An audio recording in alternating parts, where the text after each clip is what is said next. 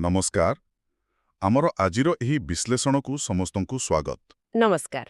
आम पाखरे अछि OSST ET 2024 परीक्षार शिशु विकास और शिक्षा शास्त्र विभाग मोट 25टी प्रश्न। हाँ आउ आमर उद्देश्य केवल उत्तर जानिबा नुहे ना आदौ नुहे आमे एहार गहिरताकु जिबा प्रत्येक प्रश्न पछर कारण बुझिबा। तेबे आरंभ करिबा। चलंतु प्रथम प्रश्न माने प्रश्न नंबर 26 शिक्षार्थींक हस्ताक्षरकु नै प्रश्नटी हेउछि निम्नलिखित मध्यरु केउटी शिक्षार्थींक हस्ताक्षर सहित जड़ित। आउ विकल्प गुड़िक हैला परिवार, समाज, परिवेश एवं परिपक्वता। देखंतु एठारे सठिक उत्तर हेउछि डी परिपक्वता। परिपक्वता एहा टिके बुझाइबे कि? निश्चय कथाटा हैला हस्ताक्षर केवल हातरे अक्षर लेखिबा नुहे एहा पछरे पूरा विज्ञान अछि। जेमिति कि आंगुठीर सूक्ष्म मांसपेशीर विकास, आखि आउ हाथ भितरे समन्वय। ओहो माने हैंड आई कोऑर्डिनेशन। एकदम आउ आम स्नायु प्रणालीर नियंत्रण ए सबु दक्षता माने सेगुड़िक पिलार बयस बढ़िबा सहित आपे आपे विकसित हुए। अर्थात एहा एक जैविक प्रक्रिया आमे पिल्लाकु चाप पकाई शीघ्र शिखाई परिबा नाही। संपूर्ण ठीक शरीर प्रस्तुत न हेबा जाए चाप पकाइबा अवैज्ञानिक। एबे चलंतु परवर्ती प्रश्नकु। हाँ प्रश्न नंबर 27 केउगुड़िक केवल दृश्य उपकरण? एठी केवल दृश्य शब्दटा बहुत गुरुत्वपूर्ण। निश्चय तेणु सठिक विकल्प हेउछि ए कलापटा, चार्ट आउ फ्लैश कार्ड।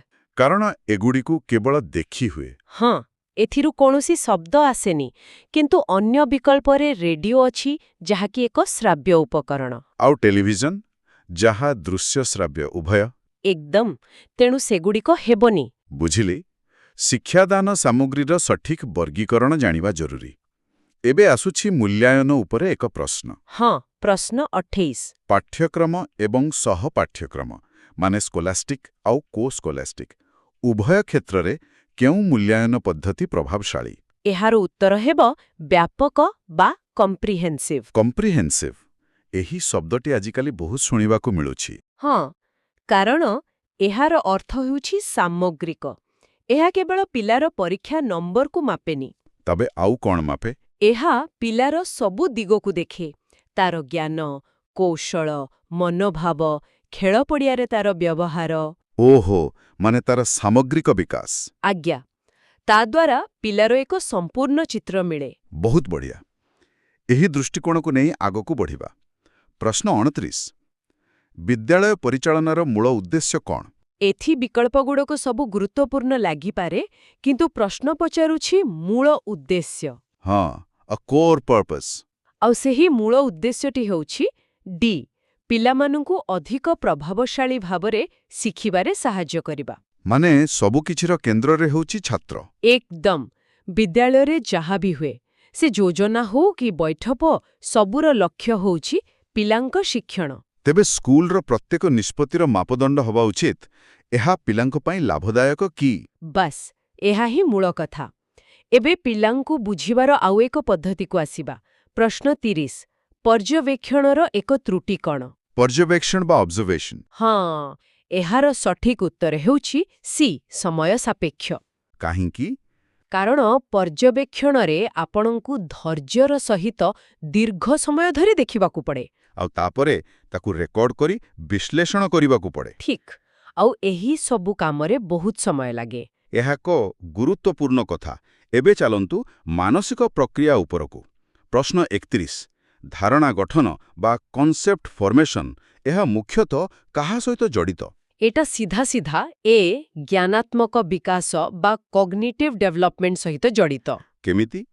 देखंतु धारणा गठन करिबा माने मस्तिष्क भितरे गोटे मानसिक चित्र तयारी करिबा जेमिति कुकुरर धारणा। हाँ आमे अनेक प्रकार कुकुर देखी तांकर साधारण गुण चिन्हट करू। आज्ञा एही चिंता, जुक्ति, वर्गीकरण एसबु हेउछि ज्ञानात्मक कार्य।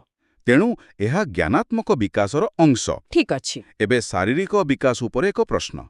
प्रश्न 32 मुंडरू पाद पर्यंत हेउथिबा विकास को कौन कुहा जाए? एहाकु कुहा जाए ए सेफेलोकोडाल प्रवृत्ति। सेफालोकोडाल एहा टिके जटिल सुहुछि। ना ना बहुत सरल। एहार अर्थ हैला ବିକାଶର ଦିଗ ସବୁବେଳେ ମୁଣ୍ଡରୁ ଆରମ୍ଭ ହୋଇ ତଳକୁ ଯାଏ ଓହୋ, ଯେମିତି ପିଲା ପ୍ରଥମେ ମୁଣ୍ଡ ଟେକେ, ତାପରେ ବସେ। ଆଉ ଶେଷରେ ଯାଇ ଚାଲିବା ଶିଖେ। ବୁଝିଲି। ଏହି କ୍ରମ କେବେ ବି ଓଲଟା ହୁଏନି, ଠିକ୍ ନା? କେବେ ବି ନୁହେଁ। ଏହା ଶିଶୁ ବିକାଶର ଏକ ସାର୍ବଜନୀନ ନୀତି। ବହୁତ ସୁନ୍ଦର। ଏବେ ପରବର୍ତ୍ତୀ ପ୍ରଶ୍ନ। ପ୍ରଶ୍ନ 33। ପରିପକ୍ୱତା କି ପ୍ରକାର ପ୍ରକ୍ରିୟା? ପରିପକ୍ୱତା ମାନେ ମ୍ୟାଚୁରେସନ୍ ହେଉଛି ଏକ ଜୈବିକ ପ୍ରକ୍ରିୟା। ଜୈବିକ ମାନେ ଏହା ଆମ ଜିନ୍ ଦ୍ୱାରା ନିୟନ୍ତ୍ରିତ? ଏକଦମ। ଏହା ସମୟ ସହିତ ଆପେ ଆପେ ହୁଏ। ଏଥିପାଇଁ କୌଣସି ତାଲିମ ଦରକାର ନାହିଁ। ଯେମିତି ପିଲାର ଦାନ୍ତ ଉଠିବା? ହଁ, କିମ୍ବା କିଶୋରାବସ୍ଥାରେ ଶାରୀରିକ ପରିବର୍ତ୍ତନ, ଏସବୁ ପରିପକ୍ୱତାର ଉଦାହରଣ। ତେବେ ଏହା ଶିକ୍ଷଣଠାରୁ ଅଲଗା? ନିଶ୍ଚୟ। ଏବେ ଆସନ୍ତୁ ମଣିଷର ଏକ ପ୍ରବୃତ୍ତି ଉପରେ ଆଲୋଚନା କରିବା। ପ୍ରଶ୍ନ 34। ନିର୍ମାଣାତ୍ମକ ପ୍ରବୃତ୍ତି କାହା ସହିତ ସମ୍ବନ୍ଧିତ? ନିର୍ମାଣାତ୍ମକ ମାନେ କିଛି ତିଆରି କରିବାର ଇଚ୍ଛା? ହଁ, ଆଉ ଏହା ସୃଜନଶୀଳତାର ଭାବନା ସହିତ ସମ୍ପୂର୍ଣ୍ଣ ଭାବେ ଜଡ଼ିତ। ଯେତେବେଳେ ଆମେ କିଛି ନୂଆ ତିଆରି କରୁ, ଆମକୁ ଏକ ଆତ୍ମସନ୍ତୋଷ ମିଳେ। ଆଜ୍ଞା, ସେହି ଭାବନା ହିଁ ହେଉଛି ସୃଜନଶୀଳତା। ଠିକ୍ ଅଛି। ଏବେ ପୁଣି ସ୍କୁଲ ପରିଚାଳନାକୁ ଫେରିବା। ପ୍ରଶ୍ନ 35। ଏସ୍ଏମ୍ସିକୁ କେତେଜଣ ଶିକ୍ଷକ ମନୋନୀତ ହୁଅନ୍ତି? ଏହା ଏକ ତଥ୍ୟଭିତ୍ତିକ ପ୍ରଶ୍ନ। ଉତ୍ତର ହେଉଛି A01। କେବଳ ଜାଣେ? ହଁ, ଆର୍ଟି ନିୟମ ଅନୁସାରେ ଶିକ୍ଷକଙ୍କ ପ୍ରତିନିଧିତ୍ୱ ପାଇଁ ଜଣେ ଶିକ୍ଷକଙ୍କୁ ମନୋନୀତ କରାଯାଏ। ବୁଝିଲି। ଏବେ ପୁଣି ଥରେ ପର୍ଯ୍ୟବେକ୍ଷଣ ଉପରକୁ ଫେରିବା। ପ୍ରଶ୍ନ 36 ପଚାରୁଛି, ପର୍ଯ୍ୟବେକ୍ଷଣ କେଉଁ ପ୍ରକାରର କୌଶଳ? ବସ୍ତୁନିଷ୍ଠ ନା ବ୍ୟକ୍ତିନିଷ୍ଠ? ଏହା ଟିକେ ଚିନ୍ତା କରିବା ଭଳି ପ୍ରଶ୍ନ, କିନ୍ତୁ ଏହାର ଉତ୍ତର ହେବ ବ୍ୟକ୍ତିନିଷ୍ଠ ବା ସବଜେକ୍ଟିଭ? ବ୍ୟକ୍ତିନିଷ୍ଠ। କିନ୍ତୁ ପର୍ଯ୍ୟବେକ୍ଷଣ ତ ବୈଜ୍ଞାନିକ ହେବା କଥା। କଥାଟା ହେଲା, ଦେଖିବାଟା ବୈଜ୍ଞାନିକ ହୋଇପାରେ, କିନ୍ତୁ ଦେଖିବା ପରେ ତାର ବ୍ୟାଖ୍ୟା କରିବାଟା ବ୍ୟକ୍ତିଗତ ହୋଇଯାଏ। ଓହୋ, ମାନେ ଦୁଇ ଜଣ ଲୋକ ଗୋଟିଏ ଘଟଣାକୁ ଦେଖି ଅଲଗା ଅଲଗା ମତ ଦେଇପାରନ୍ତି? ଏକଦମ। ଜଣେ ଭାବିପାରନ୍ତି ପିଲାଟି ଦୁଷ୍ଟ, ଆଉ ଜଣେ ଭାବିପାରନ୍ତି ପିଲାଟିର କିଛି ଅସୁବିଧା ଅଛି। ଏଥିରେ ପର୍ଯ୍ୟବେକ୍ଷକଙ୍କ ନିଜ ଧାରଣାର ପ୍ରଭାବ ପଡ଼େ। ବୁଝିଗଲି। ତଥ୍ୟ ସଂଗ୍ରହ ବସ୍ତୁନିଷ୍ଠ, କିନ୍ତୁ ବିଶ୍ଳେଷଣ ବ୍ୟକ୍ତିନିଷ୍ଠ। ଏବେ ପ୍ରଶ୍ନ 37।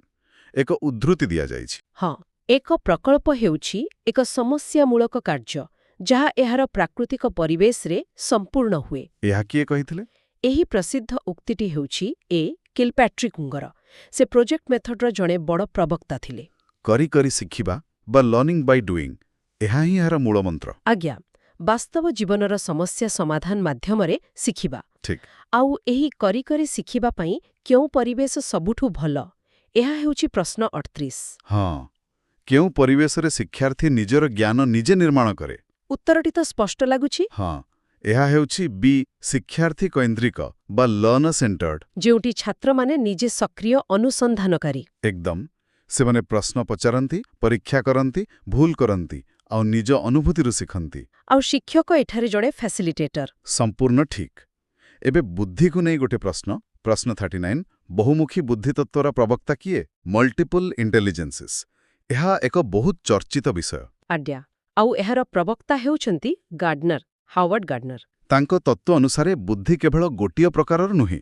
ନା, ବରଂ ଅନେକ ପ୍ରକାରର, ଯେମିତିକି ଭାଷାଗତ ବୁଦ୍ଧି, ସଙ୍ଗୀତମୟ ବୁଦ୍ଧି, ଶାରୀରିକ ବୁଦ୍ଧି। ଏହି ତତ୍ତ୍ୱ ତ ଶିକ୍ଷା ବ୍ୟବସ୍ଥାକୁ ଏକ ବଡ଼ ବାର୍ତ୍ତା ଦେଲା। ନିଶ୍ଚୟ। ବାର୍ତ୍ତାଟି ହେଲା, ପ୍ରତ୍ୟେକ ପିଲା ଭିତରେ କିଛି ନା କିଛି ପ୍ରତିଭା ଅଛି, ତାକୁ ଚିହ୍ନିବା ଦରକାର। ଠିକ୍ କଥା। ଏବେ ବିଦ୍ୟାଳୟ ସମ୍ବଳ ଉପରେ ଏକ ପ୍ରଶ୍ନ। ପ୍ରଶ୍ନ 40। ମାନବ ସମ୍ବଳ ପରିଚାଳନାର ଏକ ଉଦାହରଣ କ'ଣ? ଏଠାରେ ସଠିକ୍ ଉତ୍ତର ହେଉଛି ଶିକ୍ଷକ। କାରଣ ମାନବ ସମ୍ବଳ ମାନେ ଲୋକମାନେ। ହଁ, ଶିକ୍ଷକ, ପ୍ରଧାନ ଶିକ୍ଷକ, କର୍ମଚାରୀ, ଏମାନେ ସମସ୍ତେ ମାନବ ସମ୍ବଳ। ଆଉ ବିଲ୍ଡିଂ, ଖେଳ ପଡ଼ିଆ, ଏସବୁ ଭୌତିକ ସମ୍ବଳ। ଠିକ୍। ଏବେ ପ୍ରଶ୍ନ 41କୁ ଯିବା। ହଁ, ନିମ୍ନଲିଖିତ ମଧ୍ୟରୁ କେଉଁଟି ଶିକ୍ଷାଗତ ପରିଚାଳନାର ଅଂଶ ନୁହେଁ? ଦେଖନ୍ତୁ, ଯୋଜନା, ପ୍ରଶାସନ ଆଉ ତଦାରଖ ଏସବୁ ପରିଚାଳନାର ମୁଖ୍ୟ କାର୍ଯ୍ୟ। କିନ୍ତୁ ଶିକ୍ଷାଗତ ମାର୍ଗଦର୍ଶନ। ମାର୍ଗଦର୍ଶନ ବା ଗାଇଡେନ୍ସ ହେଉଛି ଏକ ସହାୟକ ସେବା। ଏହା ପିଲାଙ୍କୁ ବ୍ୟକ୍ତିଗତ ସ୍ତରରେ ସାହାଯ୍ୟ କରେ। ତେଣୁ ଏହା ମୂଳ ପରିଚାଳନାର ଅଂଶ ନୁହେଁ। ଆଜ୍ଞା, ସେଥିପାଇଁ ଏହା ହିଁ ଉତ୍ତର। ବୁଝିଲି। ଏବେ ପ୍ରେରଣା ଉପରେ ଆଲୋଚନା କରିବା। ପ୍ରଶ୍ନ 42। ପୁରସ୍କାର ସହିତ ଜଡ଼ିତ ପ୍ରେରଣାକୁ କ'ଣ କୁହାଯାଏ? ଏହାକୁ କୁହାଯାଏ ବାହ୍ୟ ପ୍ରେରଣା ବା ଏକ୍ସଟ୍ରିନ୍ସିକ୍ ମୋଟିଭେସନ୍। ବାହ୍ୟ, କାରଣ ପ୍ରେରଣାଟା ବାହାରୁ ଆସିଛି। ଏକଦମ। ଯେତେବେଳେ ଜଣେ ନିଜ ଆନନ୍ଦ ପାଇଁ ନୁହେଁ ବରଂ କୌଣସି ପୁରସ୍କାର ବା ଫଳାଫଳ ପାଇଁ କାମ କରେ। ଯେମିତି ଭଲ ନମ୍ବର ଆଣିଲେ ସାଇକେଲ ମିଳିବ ଭାବେ ପଢ଼ିବା। ବହୁତ ବଢ଼ିଆ ଉଦାହରଣ। ଏବେ ପରବର୍ତ୍ତୀ ପ୍ରଶ୍ନ 43 ଜଣେ ଭଲ ପ୍ରଶାସକଙ୍କର ସର୍ବୋତ୍ତମ ଗୁଣ କ'ଣ? ଏଠି ଅନେକ ଗୁଣ ଥାଇପାରେ, କିନ୍ତୁ ସର୍ବୋତ୍ତମ ହଁ, ଆଉ ସର୍ବୋତ୍ତମ ଗୁଣ ହେଉଛି ଆତ୍ମବିଶ୍ୱାସ ବା କନଫିଡେନ୍ସ। କାହିଁକି? କାରଣ ଆତ୍ମବିଶ୍ୱାସ ନଥିଲେ ଜଣେ ପ୍ରଶାସକ କଠିନ ପରିସ୍ଥିତିରେ ଠିକ୍ ନିଷ୍ପତ୍ତି ନେଇପାରିବେନି। କିମ୍ବା ନିଜ ଟିମ୍କୁ ନେତୃତ୍ୱ ଦେଇପାରିବେନି। ଆଜ୍ଞା, ଆତ୍ମବିଶ୍ୱାସ ହିଁ ସବୁଠୁ ମୂଳ। ଶିକ୍ଷାଶାସ୍ତ୍ର ବା କ୍ରିଟିକାଲ ପେଡାଗୋଜି ଉପରେ ହଁ, ଏଥିରେ ସବୁଠାରୁ ସକ୍ରିୟ ଅଂଶଗ୍ରହଣକାରୀ କିଏ? ଏହି ପଦ୍ଧତିରେ ତ ଶିକ୍ଷାର୍ଥୀଙ୍କ ଭୂମିକା ବହୁତ ବଡ଼। ସବୁଠାରୁ ବଡ଼। ତେଣୁ ଉତ୍ତର ହେଉଛି ବି, ଶିକ୍ଷାର୍ଥୀ। କାରଣ ଏହି ପଦ୍ଧତି ପିଲାଙ୍କୁ ପ୍ରଶ୍ନ ପଚାରିବା ଶିଖାଏ। କ'ଣ ଚିନ୍ତା କରିବେ ତା ନୁହେଁ, ବରଂ କିପରି ଚିନ୍ତା କରିବେ ତାହା ଶିଖାଏ। ତେଣୁ ଶିକ୍ଷାର୍ଥୀଙ୍କୁ ସବୁଠୁ ଅଧିକ ସକ୍ରିୟ ହେବାକୁ ପଡ଼େ। ବୁଝିଲେ। ଏବେ ପ୍ରଶ୍ନ 45 ପୁଣିଥରେ ପ୍ରକଳ୍ପ ପଦ୍ଧତି ଉପରେ। ଏହାର ସଠିକ୍ କ୍ରମ କ'ଣ? ଏହାର ଏକ ବୈଜ୍ଞାନିକ କ୍ରମ ଅଛି। ଆଉ ତାହା ହେଉଛି ଚୟନ, ଯୋଜନା, କାର୍ଯ୍ୟକାରିତା, ମୂଲ୍ୟାୟନ। ମାନେ ଚୁଜିଂ, ପ୍ଲାନିଂ, ଏକ୍ଜିକ୍ୟୁଟିଂ ଆଉ ଇଭାଲ୍ୟୁଏଟିଂ। ଏକଦମ। ପ୍ରଥମେ ପ୍ରକଳ୍ପ ବାଛିବା, ତାପରେ ଯୋଜନା, ତାପରେ କାମ କରିବା, ଆଉ ଶେଷରେ ମୂଲ୍ୟାୟନ। ଠିକ୍ ଅଛି। ପରବର୍ତ୍ତୀ ପ୍ରଶ୍ନ ଆମ ରାଜ୍ୟ ସମ୍ବନ୍ଧୀୟ। ପ୍ରଶ୍ନ 46 ଆମ ରାଜ୍ୟରେ ବହୁଭାଷୀ ଶିକ୍ଷା କେବେ ଆରମ୍ଭ ହୋଇଥିଲା? ଏହା ଏକ ଗୁରୁତ୍ୱପୂର୍ଣ୍ଣ କାର୍ଯ୍ୟକ୍ରମ। ଏହା ଆରମ୍ଭ ହୋଇଥିଲା 2006-2007ରେ। ଏହାର ମୁଖ୍ୟ ଉଦ୍ଦେଶ୍ୟ କ'ଣ ଥିଲା? ମୁଖ୍ୟ ଉଦ୍ଦେଶ୍ୟ ଥିଲା ଆଦିବାସୀ ପିଲାମାନଙ୍କୁ ସେମାନଙ୍କର ମାତୃଭାଷାରେ ପ୍ରାଥମିକ ଶିକ୍ଷା ଦେବା। ଯାହାଦ୍ୱାରା ସେମାନେ ସହଜରେ ପାଠପଢ଼ା ସହ ଯୋଡ଼ି ହୋଇପାରିବେ। ଆଜ୍ଞା। ଏବେ ପ୍ରଶ୍ନ 47 ଗୁଣାତ୍ମକ ଶିକ୍ଷା ଉପରେ। ଏହା ମୁଖ୍ୟତଃ କାହା ଉପରେ ନିର୍ଭର କରେ? ଦେଖନ୍ତୁ, ବଡ଼ ବିଲ୍ଡିଂ କିମ୍ବା ସ୍ମାର୍ଟ କ୍ଲାସରୁମ୍ ଥିଲେ ବି ଗୁଣାତ୍ମକ ଶିକ୍ଷା ହେବ ବୋଲି କିଛି ମାନେ ନାହିଁ। ନା, ଗୁଣାତ୍ମକ ଶିକ୍ଷା ମୁଖ୍ୟତଃ ନିର୍ଭର କରେ ଶିକ୍ଷାଦାନ ଶିକ୍ଷଣ ପଦ୍ଧତି ଉପରେ। ମାନେ ଶ୍ରେଣୀଗୃହ ଭିତରେ ପ୍ରକୃତରେ କ'ଣ ହେଉଛି? ହଁ, ଶିକ୍ଷକ କିପରି ପଢ଼ାଉଛନ୍ତି, ଛାତ୍ରମାନେ କେତେ ଅଂଶଗ୍ରହଣ କରୁଛନ୍ତି, ତାହା ହିଁ ମୂଳ କଥା। ତବେ ପଦ୍ଧତି ହିଁ ସବୁଠାରୁ ଗୁରୁତ୍ୱପୂର୍ଣ୍ଣ। ଏହି ପଦ୍ଧତିର ବିଜ୍ଞାନକୁ କ'ଣ କୁହାଯାଏ? ଏହା ହେଉଛି ପ୍ରଶ୍ନ 48। ଶିକ୍ଷାଶାସ୍ତ୍ର ବା ପେଡଗୋଜି। ଏହା ହେଉଛି ଶିକ୍ଷାଦାନ ବା ଟିଚିଂର ବିଜ୍ଞାନ। କଳା ଏବଂ ବିଜ୍ଞାନ ଉଭୟ। ଏକଦମ। ଏହା କେବଳ କ'ଣ ପଢ଼ାଇବା ନୁହେଁ, ବରଂ କିପରି ପଢ଼ାଇବା ଉଚିତ ତାର ଗଭୀର ଅଧ୍ୟୟନ କରେ। ଠିକ୍ ଅଛି। ଏବେ ପ୍ରଶ୍ନ 49 ମୂଲ୍ୟାୟନ ଦୃଷ୍ଟିରୁ କେଉଁଟି ଅନ୍ୟମାନଙ୍କଠାରୁ ଭିନ୍ନ? ବିକଳ୍ପଗୁଡ଼ିକ ହେଲା field work, group work, project work ଏବଂ ଶ୍ରେଣୀଗୃହ ପ୍ରଦର୍ଶନ। ଫିଲ୍ଡ ୱାର୍କ, ଗ୍ରୁପ ୱାର୍କ ଆଉ ପ୍ରୋଜେକ୍ଟ ୱାର୍କ ଏସବୁ ତ ଛାତ୍ରକେନ୍ଦ୍ରିକ ଲାଗୁଛି। ଠିକ୍ ଧରିଛନ୍ତି। ଏଥିରେ ଛାତ୍ରମାନେ ସକ୍ରିୟ ଭାବେ କାମ କରନ୍ତି। କିନ୍ତୁ ଶ୍ରେଣୀଗୃହ ପ୍ରଦର୍ଶନରେ? ସେଥିରେ ମୁଖ୍ୟତଃ ଶିକ୍ଷକ କିଛି ପ୍ରଦର୍ଶନ କରି ଦେଖାନ୍ତି। ତେଣୁ ଏହା ଏକ ଶିକ୍ଷାଦାନ ପଦ୍ଧତି, ମୂଲ୍ୟାୟନ ନୁହେଁ। ଆଜ୍ଞା, ତେଣୁ ଏହା ହିଁ ଭିନ୍ନ। ବୁଝିଲି। ଏବେ ଆମେ ଶେଷ ପ୍ରଶ୍ନରେ ପହଞ୍ଚିଛେ। ପ୍ରଶ୍ନ 50 ଏକ ଗାଣିତିକ ପ୍ରଶ୍ନ। ହଁ, ଯଦି ଆଇକ୍ୟୁ ହେଉଛି 150 ଏବଂ ମାନସିକ ବୟସ 30, ତେବେ ବାସ୍ତବିକ ବୟସ କେତେ ହେବ? ଏଥିପାଇଁ ଆମକୁ ଆଇକ୍ୟୁର ସୂତ୍ର ଦରକାର। ସୂତ୍ରଟି ହେଲା ଆଇକ୍ୟୁ = ମାନସିକ ବୟସ ବାସ୍ତବିକ ବୟସ ଗୁଣନ 100। ଠିକ୍। ଏବେ ଏହି ସୂତ୍ରରେ ମୂଲ୍ୟ ରଖିବା। 150 = 30 ବାସ୍ତବିକ ବୟସ ଗୁଣନ 100। ତେବେ ବାସ୍ତବିକ ବୟସ ହେବ 30 ଗୁଣନ 100 ହରଣ 150। ଯାହାର ଉତ୍ତର ହେଉଛି 20।